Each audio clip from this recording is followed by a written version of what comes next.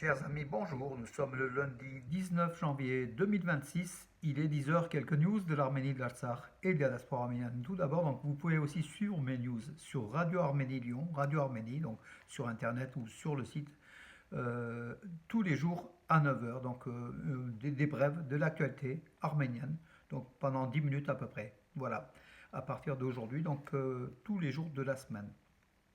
Vous avez aussi été nombreux hier à suivre sur France 2 l'émission consacrée aux Arméniens de Marseille, une émission religieuse mais qui était au-delà de cela parce qu'en fait on a présenté la communauté arménienne de Marseille et puis après donc une messe œcuménique en l'église arménienne Sultakmanchats, donc les saints traducteurs du Prado à Marseille.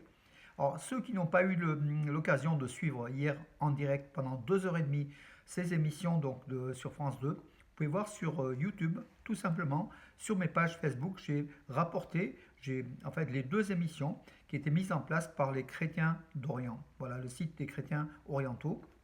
Vous pouvez voir aussi sur mes pages Facebook les vidéos complètes de ces 2 heures et demie d'émissions spéciales pour les Arméniens. Donc voilà mes amis pour les médias, en tout cas pour aujourd'hui, si vous avez du temps. Euh, alors, l'actualité bien sûr importante, très très importante. Donc en fait, je l'ai eu hier soir. L'Inde a annoncé la livraison d'un premier lot de missiles guidés Pinaka, des missiles guidés à une portée, je crois, de 50 km.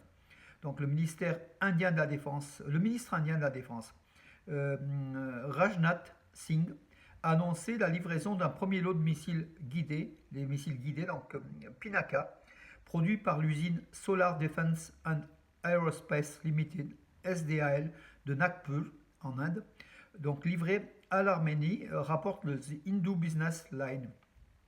Donc ce sont des titres de presse quand même relativement sérieux, on peut leur croire.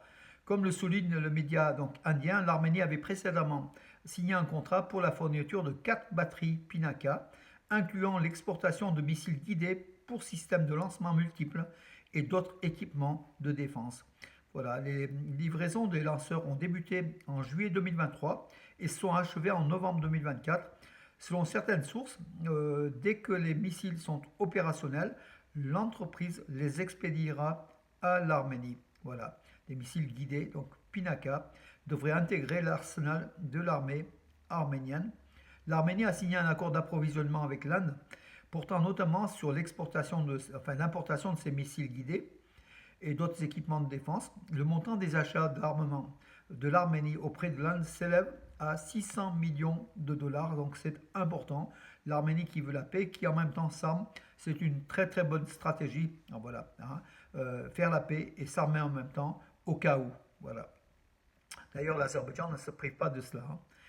Les avions de la compagnie azerbaïdjanaise, c'est la preuve, Silkway, spécialisée dans le transport d'armes, ont commencé à survoler le territoire arménien, indique Sputnik Arménie. Sputnik Arménia, c'est un site d'information. Donc Silkway qui est spécialisé dans le transport de frais d'armement. Donc un journaliste a enregistré l'un de ces vols au-dessus de l'espace aérien de l'Arménie sur la plateforme Flight Trader 24. L'avion effectuait la livraison Nakhitchevan-Bakou, plutôt. De plus, l'Ilyushin 76 a rejoint Nakhitchevan depuis la capitale azerbaïdjanaise via la Géorgie et la Turquie. La navigation aéronautique arménienne a confirmé, en fait c'est l'aviation civile arménienne, a confirmé ce survol. Elle a également indiqué qu'il ne s'agissait pas du premier vol de ce type, donc des vols similaires avaient déjà été enregistrés en 2025 en raison de conditions météorologiques difficiles, a écrit sur son site Telegram Sputnik Arménie. Voilà, donc l'Arménie autorise même le transport d'armement au-dessus du ciel arménien entre l'Azerbaïdjan et Nakhitchevan ou alors entre Israël et l'Azerbaïdjan. La Géorgie prévoit d'achever cette année la construction de routes reliant l'Arménie et l'Azerbaïdjan et la Turquie. Donc c'est le couloir central, en fait, ils appellent donc le Tbilissi.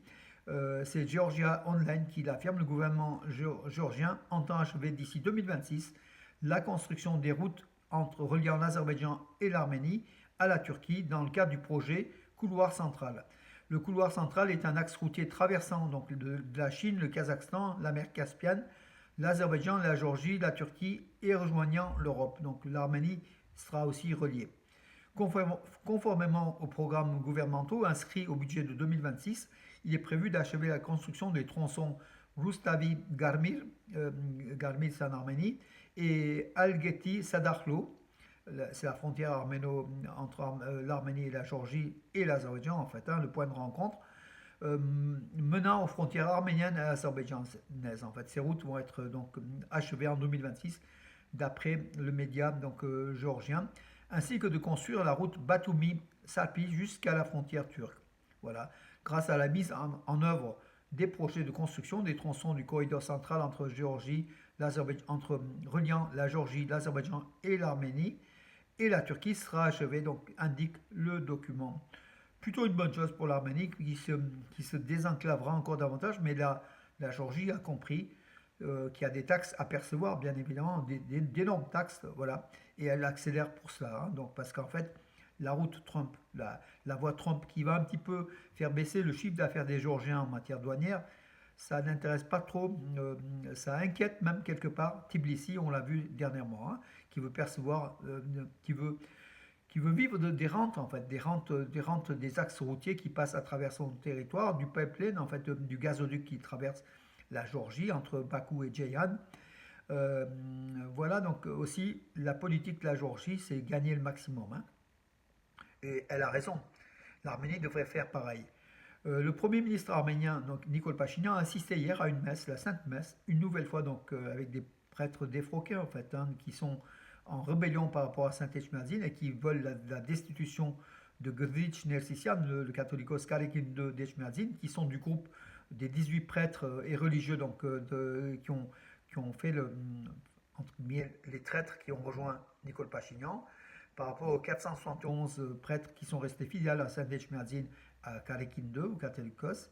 Donc Nikol Pachinian a assisté à la messe donc, dans la ville de Tchalen-Savan, à la Saint-Sauveur, à l'église Saint-Sauveur, sous Pergic, à Tchalen-Savan. Il a assisté hier matin à la messe dominicale. Donc Tchalen-Savan, c'est dans la région de Kodaik et cette église est du domaine du diocèse de l'église arménienne du Kodaik. Voilà.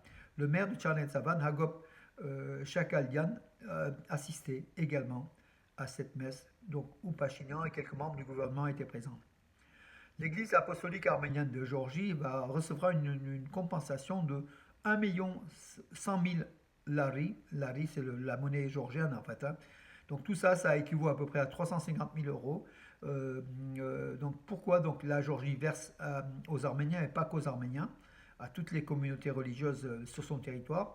C'est pour compenser les pertes de la période soviétique. Voilà, c'est une compensation d'après les Géorgiens. L'international arménien de football, Norberto Briasco-Balakian, rejoint Barracas Central en Argentine, donc un club argentin. Voilà, l'attaquant de l'équipe d'Arménie, l'international arménien, change de club. Alors, cette information sportive, c'est aussi pour dire que ce soir, à 18h30, il n'y a pas l'émission sport sur Radio Arménie. Voilà, c'est ce que nous a annoncé Rajak. Et on lui présente ses condoléances puisqu'il a perdu un membre proche de sa famille. Voilà. En tout cas, voilà mes amis, l'information suivra, continuera en tout cas sur Arménie News, Nouvelles d'Arménie Magazine. Et puis lundi prochain aussi l'émission, donc bien sûr, de Radio Arménie. Vous pouvez suivre tous les matins à 9h mes brèves de l'information sur Radio Arménie également, à Lyon. Et puis au niveau mondial par Internet, comme toutes les radios. Voilà, et puis une dernière information que j'avais gardée, donc Frank Pallone, c'est le sénateur, le département d'État américain, doit redoubler d'efforts pour que l'Azerbaïdjan libère les prisonniers arméniens restants. C'est ce qu'a déclaré Frank Pallone, le membre du Congrès américain, qui est un ami de l'Arménie et des Arméniens depuis toujours. Voilà. Par contre, pourquoi le reste des prisonniers n'ont pas été libérés? On se demande, peut-être un accord entre Pachinian et Aliyev, tout simplement pour les libérer un peu plus tard, pour pas qu'ils nuisent au processus des élections législatives en Arménie, au terme duquel Nicole Pachinian présentera un troisième mandat et sans doute il sera réélu Premier ministre d'Arménie s'il n'y a pas de, comment dirais-je, s'il n'y a pas d'autres informations comme Samuel Karapetyan ou d'autres éléments qui viendront contrarier les désirs du Premier ministre arménien Nicole Pachinian, soutenu par l'Occident pour ces élections. Ils veulent qu'il reste en place tout simplement pour continuer les réformes et puis aussi sur aussi ce plan de paix et puis cette vision pro-occidentale un petit peu quelque part loin de Moscou. Voilà, Nicole Pachinian est soutenu par la Turquie, donc ouvertement, et par l'Occident. Voilà mes amis pour les informations pour aujourd'hui. Je vous souhaite une bonne journée donc de lundi, lundi 19 janvier. Voilà, bonne journée et à demain. À l'écoute toujours mes amis des informations arméniennes et vous êtes de plus en plus nombreux à écouter. Signe que ces informations vous intéressent. On est proche de l'Arménie, on est des ambassadeurs de l'Arménie, chacun de nous ici en France. On est aussi des Français bien sûr à part entière et voilà et même quelque part patriotes tout simplement. Mais notre cœur et notre esprit bat au rythme de l'Arménie tous les jours, chaque minute, chaque heure. Voilà mes amis pour aujourd'hui, parior et à demain.